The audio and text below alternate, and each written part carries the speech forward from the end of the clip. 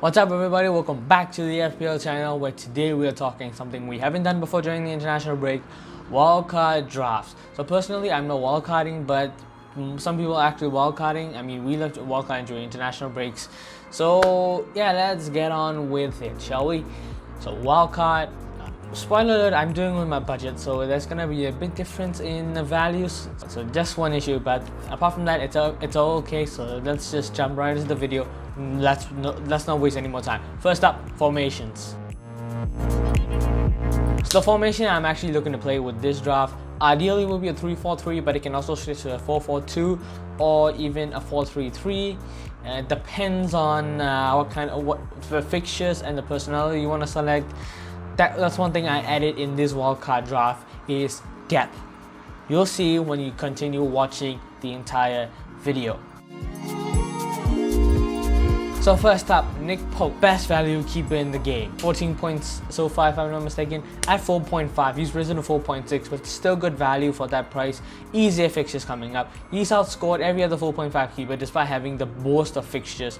And now he'll continue to do so with the easier fixtures. He is in my main team and he will come into my wildcard draft straight away. Woodman is a bench fodder, so let's just move on. Trent Alexander-Arnold, need I explain anymore? Second most chances created in the entire game at 14, right behind Kevin De Bruyne. Second most big chances created in the entire game at 4, right behind Kevin De Bruyne, who's at 6. Most crosses in the entire game at 41, an integral part into Liverpool's attacking threat. 7.1 clean sheets, attacking returns. He's gonna get them more. Maybe a few games where he's rotated, but he can make up for it with his hauls. Arguably the best defender in the game. I'm sweating because I sold him in my main team, but he will come back in the moment he can. So he comes into my wildcard team, first defender on the list. So Luka Dean, he's a poor man's Trent Alexander-Arnold. Again, a chance creator, 2.3 key passes per game, and an integral pass to Everton's set pieces as well as open play, going down the left wing, getting crosses in for the attackers. With Moyes' scheme up front, he's going to get more assists and hopefully a few more free kicks and a few more corners. Otamendi is an interesting one because not many people actually have him, but there have been lots of talk about him with Aymeric Laporte already injured. It's a bit of a pun actually because he's started the past 3 games, and if he were to replicate his 2017-2018 self, where he scored 4 goals, 0 assists, and 3.19 expected goals. So if he continues that and City continues to keep clean sheets, he could be a good option at 5.4 million.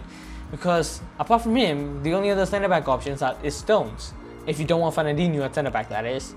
So I'm going with him. If you have money left in the bank, I would go Zinchenko or Walker, but Otamendi, it is.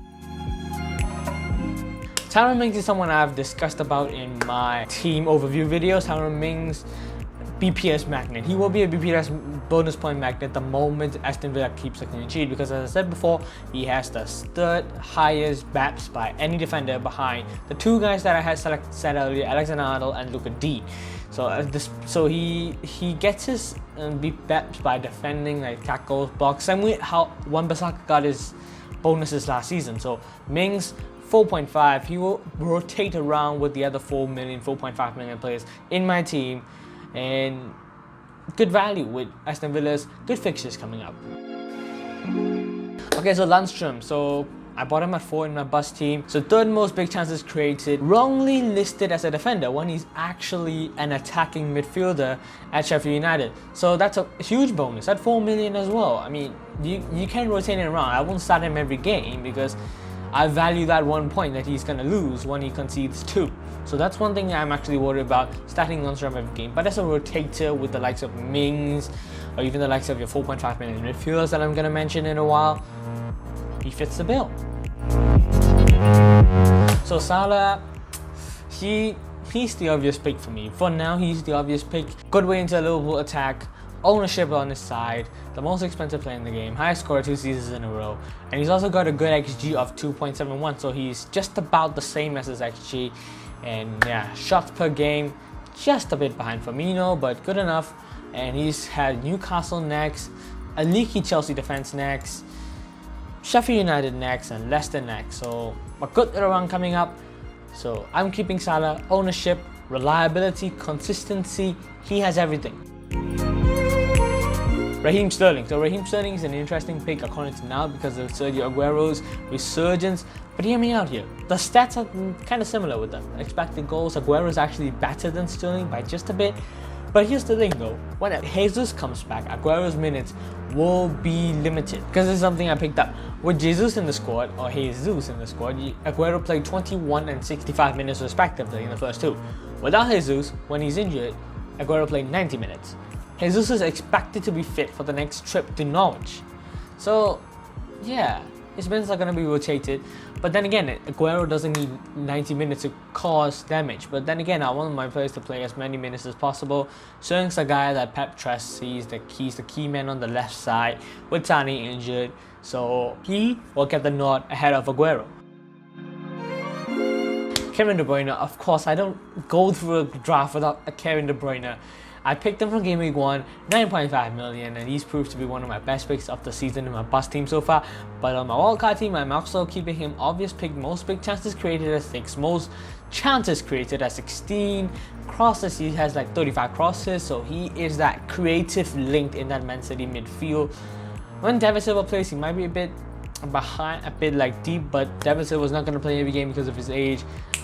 De Bruyne, he's going to play almost every game, like 2 seasons ago where he played like 36 matches, 200-point season incoming again for De Bruyne, and I'm going to keep him. Again, Cantwell, he's that value pick at 4.8 million.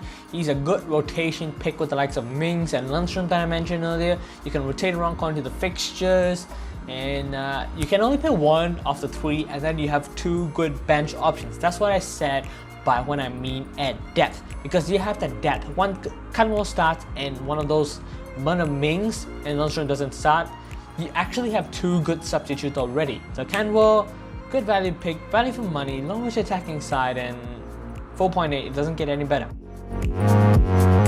So Dendoncker is mainly meant for the bench in this particular team. I could have opted for a budget midfielder, someone like a Mount or Dan James or Ceballos, but I want for 3 budget playing strikers rather than 1 non-playing striker. So Dendoncker, he will survive in my team. And yeah, attacking midfielder, apart from that, he hasn't really offered much, but he stays on my team as a bench for the purely that. So Ashley Barnes is that kind of a player who gets the job done, who isn't stylish, but he gets the job done. 15 shots, 11 inside the box, 4 goals now. He's overperformed his expected goals a little bit, but with Burnley's easier fixtures coming up, he will continue to do so. So he comes straight into my wildcard draft. Simple as that. Sebastian Halle. So he has 3 goals, and one interesting thing about him is he has an expected goal of 3.03, so he's actually performing up to the levels of his XG. And one of the interesting things about him that I found is like, there's that particular game where he scored twice, game week 3, where he scored twice and had an XG of 1.82. So the quality of chances and the quality of finishing matches up. Rather than overperforming, he's performing up to speed. So that's one thing I like about Hala. And he has decent little run of fixtures coming up, and he's the main man at West Ham. He will get the chances, so I do expect him to get a few more returns. At 7.4, he could be value pick, and that is something I'm looking at in Sebastian Halle. 13 Mbuki, he completes my 3-man forward line. He has scored 5 goals, 1 assist in the first 3 games, 14 shots. It's like 10 inside the box, I think, if I'm not mistaken. So something like that. He has an easy run of fixtures coming up after the City game. I selected him ahead of like a Mason Mount or Dan James, and yeah, so that completes my wildcard squad. And now it's time to look how it would actually look like when I place them all together inside a 15-man squad on the sheet. So we look at something like this. So Dendoncker is always going to be on the bench. Mings, Lundstrom, Cantwell. One of them is always going to play. 2 of them are going to be bench. So I'm expecting a lot of bench points. A lot of bench points over the next few weeks. Barnes, Pukki, Ale. I could take one of them out and push them to the midfield, but one of the things that I'm actually worried about is that third playing sub, because you want that depth, don't you?